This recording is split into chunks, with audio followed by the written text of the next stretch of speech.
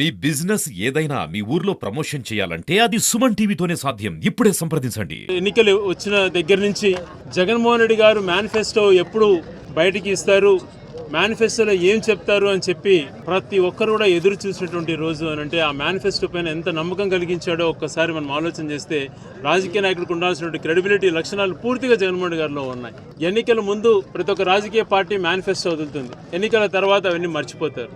ఉదాహరణకి 2014లో 650 హామీలతో చంద్రబాబు నాయుడు గారు మేనిఫెస్టో వస్తే 5 సంవత్సరాల తన పరిపాలనలో మొదటి సంతకానికి సంబంధించింది కూడా ఏ ఒక్కటి చేయలేకపోయాడు.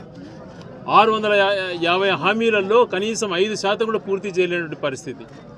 పాదయాత్ర చేసి ప్రజల యొక్క స్థితిగతులు కనుక్కున్నాను, దగ్గరగా చూశాను, వాళ్ళకి ఏది అవసరమో అది చేస్తాను, అది కూడా 2 పేజీల మేనిఫెస్టో ఇస్తాను అని చెప్పి ఆ 2 పేజీల మేనిఫెస్టోను 2019లో ప్రజలు ఇచ్చినటువంటి అధికారంతో అది ముఖ్యమంత్రి అయిన తర్వాత 99% హామీలు పూర్తి చేశాడు అని అంటే ఆ గొప్పతనం జగన్మోహన్ రెడ్డి గారు. తను అలాగా పూర్తి హామీలు అమలు చేశాడు కాబట్టే 2024లో జగన్మోహన్ రెడ్డి గారు ఏం చెప్తే అది చేస్తారు అని చెప్పి ప్రజలు ఎదురు చూశారు. ఈరోజు ఆర్థిక స్థితిగతులు ఎంతో మెరుగుపడ్డాయి. ముఖ్యంగా మహిళలు 45 నుంచి 60 సంవత్సరాల మహిళల ఆర్థిక స్థితిగతులు మెరుగుపడ్డాయి. ప్రతి తల్లి బడికి పంపించినటువంటి ప్రతి తల్లి ఆర్థిక స్థితిగతులు మారాయి. డాక్రాలలో ఉన్నటువంటి మహిళల ఆర్థిక స్థితిగతులు మారాయి. అలాగే కాపు నేస్తం, ఈబీసీ నేస్తం, ఇలాగా ఈ పథకాలన్నింటినీ కూడా కొనసాగిస్తూ దాన్ని రెట్టింపు చేయడం మహిళలలో చాలా ఉత్సాహం కనపడుతూ ఉంది. ఇప్పటికి ఇచ్చినటువంటి ఇవన్నీ కూడా పథకాలు వాళ్ళకి డైరెక్ట్గా చేరడం వలన వాళ్ళ సంతోషాన్ని వ్యక్తం చేసేటువంటి పరిస్థితి మేము కళ్ళారా చూసాం. ఇప్పుడు అదే పథకాలను డబల్ చేయడం, రెండింతలు చేయడము అనేటువంటిది నిజంగా ఆ మహిళలలో ఎంతో సంతోషాన్ని కనిపిస్తోంది. చేయూత అయితే 1,50,000 అయితేనేమి, అలాగే కాపు నేస్తం 1,20,000 అయితేనేమి, ఈబీసీ నేస్తం 1,05,000 పెంచడం, ఇవన్నీ కూడా ఈయన మేనిఫెస్టోలో పొందుపరచడం, ఇవన్నీ కూడా మొదటి నుంచి అమలు చేస్తామని చెప్పడం ఒక గొప్పతనం. అయితే తను చెప్పినటువంటి నిన్న మేనిఫెస్టో రిలీజ్లో భాగంగా 2 మాటలు తను మాట్లాడాడు. ఆ 2 మాటలు తీసుకున్నప్పుడు కరోనా లాంటి పరిస్థితులు వచ్చినప్పుడు ఆర్థిక వనరులు ఏదైతే రావాలనో ప్రభుత్వానికి రాకపోయినా, రావాల్సిన ఆదాయం రాకపోయినా సాకులు చెప్పి ఒక్క పథకం కూడా తీసేయలేదు, ఒక్క పథకం కూడా ఆలస్యం చేయలేదు, చెప్పింది షెడ్యూల్ ప్రకారం, క్యాలెండర్ ప్రకారం ఏది చెప్పామో అవన్నీ కూడా ఇచ్చినటువంటి పరిస్థితులు మనం కళ్ళారా చూసాము అన్నటువంటి మాట నిజంగా అదే ఈరోజు ప్రజల్లో ఎంతో నమ్మకం ఏర్పడింది. ఇలాంటి నాయకుడే కదా ఉండాల్సింది అని చెప్పి ప్రజలు ఆలోచన చేస్తున్నారు. ప్రభుత్వం కష్టంలో ఉంది అని చెప్పి ప్రజలు కష్టంలో ఉన్నట్టు తప్పించుకోకూడదు. ప్రజలు కష్టాల్లో ఉన్నప్పుడు ప్రభుత్వం కష్టం ఉన్నా స్పందించినట్టు గుణం ఉండాలి. కరోనా పరిస్థితుల్లో ఆర్థికంగా ఇంకా ఎక్కువ భారాలు పడ్డా కూడా ఈ పథకాలు కొనసాగిస్తూ ఆ కరోనాకు సంబంధించి దేశంలో ఎవరు హ్యాండిల్ చేయలేని విధంగా వాలంటీర్ సిస్టమ్స్ ద్వారా ఎంతో మంచిగా హ్యాండిల్ చేశారు.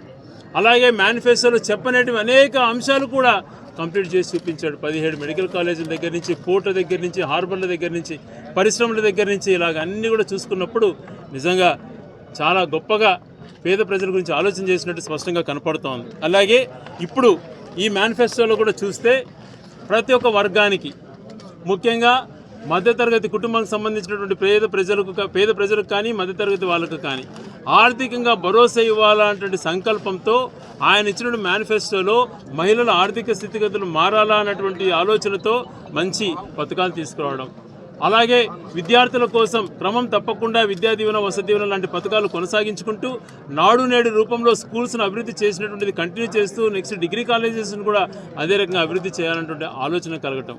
అలాగే దీనికి మన మెడికల్కి సంబంధించి 25 లక్షల రూపాయల ఆరోగ్యశ్రీని పెంచడమే కాకుండా మౌలిక వసతులతో ప్రతి ఊర్లలో కూడా హాస్పిటల్ నిర్మించేటువంటి విధానం, అలాగే విద్యార్థుల కోసం బ్రహ్మాండమైనటువంటి స్కిల్ సెంటర్స్ జిల్లాకోటి ఏర్పాటు చేయడమే కాకుండా ప్రతి నియోజకవర్గంలో దానికి కనెక్ట్ చేసి ఒక స్కిల్ హబ్ను క్రియేట్ చేసి అక్కడ స్కిల్లో నైపుణ్యత పొందిన వాళ్ళకు ప్రభుత్వం నుంచి స్టైఫండ్ వచ్చే విధంగా చేయటం, ఉద్యోగాలకు సంబంధించి స్వతంత్రం వచ్చిన తర్వాత ఏ ఒక్కరు ఫిలప్ చేయని ప్రభుత్వ ఉద్యోగాలు ఇచ్చిన జగన్మోహన్ రెడ్డి గారు దాన్ని కూడా వాళ్ళకు భరోసా కలిగించడం, ఉద్యోగస్తులకు సొంత జిల్లాలలో స్థలాలు ఇవ్వటం అయితే దగ్గర నుంచి ప్రతి ఒక్క వర్గాన్ని, ఉద్యోగస్తులైతేనేమి, మహిళలైతేనేమి, ముఖ్యంగా రైతులకు సంబంధించి 9 గంటలు నిరంతరంగా కంటిన్యూస్గా పవర్ ఇవ్వటం అన్నటువంటిది ఎన్నికల్లో చెప్పిన తర్వాత కొన్ని వేల కోట్ల రూపాయలు ఖర్చు పెట్టి అనుసంధానంతో మనకు పవర్ ఎక్కడ అంతరాయం కలగకుండా ఇచ్చేటువంటి గొప్పతనం.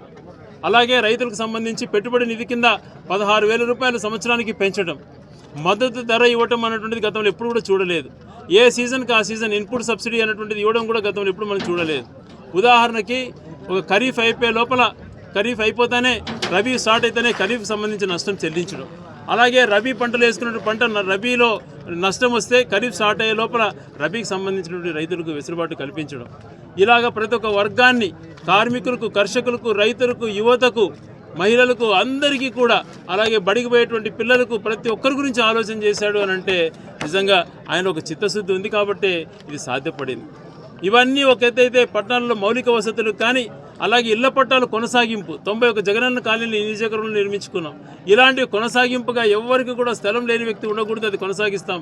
పట్టణంలో కూడా ఎన్ని కోట్లు ఖర్చు అయినా వాళ్ళకి మళ్ళీ కూడా చేస్తాము అని చెప్పేటువంటి ఇది కంటిన్యూ చేయడం అయితేనేమి, జిల్లా హెడ్ క్వార్టర్స్ని పూర్తి స్థాయిలో అభివృద్ధి చేసేందుకు 2,000 కోట్ల రూపాయల వరకు మౌలిక వసతులు కూడా క్రియేట్ చేస్తామని చెప్పడం, ఇవన్నీ కూడా ఒక వరం. ఇలాంటి మంచి పనులు చేస్తుంటే చూసి ఓర్చుకోలేక కొంతమంది నాయకులు ప్రతిపక్ష పార్టీలో ఉండి పెద్ద నాయకులుగా ఉండి ఒక అనుభవం ఉన్నటువంటి వ్యక్తులు జిల్లాలో 6 నియోజకవర్గాలు ఉంటే ఒక పక్కన మదనపల్లి జిల్లా చేస్తామంటారు, మదనపల్లికి వెళ్ళినప్పుడు రాజంపేటకి వెళ్ళినప్పుడు రాజంపేట జిల్లా చేస్తామని అంటారు. ఇది దేనికి పరిస్థితి? ఇక్కడ ఉన్నటువంటి జిల్లాలో సామరస్యంగా సౌమ్యంగా ఉన్నారు అని తెలిసి రెచ్చగొట్టే విధంగా, ప్రజల మధ్య చిచ్చు పెట్టే విధంగా ఇప్పుడు ఇవన్నీ కూడా చేస్తున్నాడు. 6 నియోజకవర్గాల జిల్లాను 2 జిల్లాలుగా ఆ పక్క ఈ పక్క చేస్తానని చెప్పి మరి రాయచూడిని ఏం చేయాలనుకుంటున్నాడో సమాధానం చెప్పాలి. ఇలాగ మభ్యపెట్టినటువంటి మాటలు ఎప్పుడు జగన్మోహన్ గారు చేయరు, చిత్తశుద్ధితో చేస్తారు. అందుకని ఎన్నికలలో హామీ మనం ఆర్డీఓ కార్యాలయం అనుకున్న దాన్ని జిల్లా కేంద్రం చేసుకోగలిగినాం. డిఎస్పీ కార్యాలయం తెచ్చుకుంటే చాలనుకున్న వాళ్ళము ఎస్పీ కార్యాలయాన్ని చేసుకోగలిగినాం.